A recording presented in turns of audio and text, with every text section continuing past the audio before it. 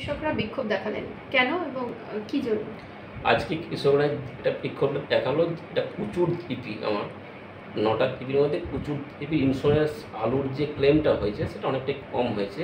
সেইটার জন্যে ওরা আগের দিনও বিক্ষোভ দেখিয়ে গেলেন এবং আজকেও দেখালেন এবং ওনার থেকে সেই বিক্ষোভের আকারে আমরা যা দিক করা সেটা করলাম।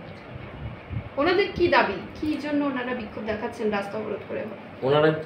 ওনাদের দাবি, ওনাদের অঞ্চলের যে আলুর বিমার ক্লেমটা এসেছে সেটা খুবই কম, ওটা 6.154%। এটার জন্য ওরা বিক্ষোভ দেখাচ্ছে। ওনাদেরকে কি বললেন, কি বলে আশ্বস্ত করলেন? ওনাদের অ্যাপ্লিকেশন আমরা আগের দিনও পেয়েছি, সেই অ্যাপ্লিকেশন আমরা নিয়ে আমরা গত শুক্রবার আমরা ব্লক লেভেল মনিটরিং কমিটির মিটিং থেকে সেটা রেজলিউশন করে অ্যাপ্লিকেশন আমরা জেলাতে পাঠিয়েছি। এবার জেলা সেটাকে আরও উপরে আমাদের হায়ার লেভেল অফিসারের কাছে পাঠাচ্ছে এবং তারা সিদ্ধান্ত নেবেন। স্যার, চাষিরা তো একটা জায়গা থেকে এডিএ সাহেবকেই দায়ী করছেন, বলছেন যে আপনার সিগনেচার ছাড়া এটা সম্ভব নয়। এটা নিয়ে কি বলবেন? না, এটা নিয়ে বলবো বলতে সবটা আমার উপরে নির্ভর করে না।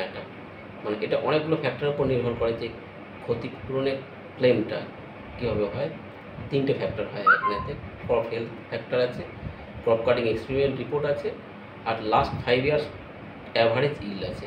এই সব কটা রিপোর্ট কিন্তু আমার এখান থেকে যায় না। আমার এখান থেকে শুধু এই বছরের ক্রপ কাটিং ইল্ডটা শুধু রিপোর্টটা দিতে হয়, বাকিটা বিভিন্ন জায়গা থেকে যায় স্যাটেলাইটের মাধ্যমে কিছুটা, যেটা ক্রপ হেলথ ফ্যাক্টর সেটা তো আমরা করি না, ওটা ইসরোর মাধ্যমে ওটা হয়। ওটা চাষিরা সাথে আরও দাবি করছেন যে তাদের যখন ক্ষতি হয়েছিল, ক্ষতিগ্রস্ত ফসল দেখতে ইন্স্যুরেন্স কোম্পানির কোনো প্রতিনিধিই কিন্তু সে জায়গায় যায়নি।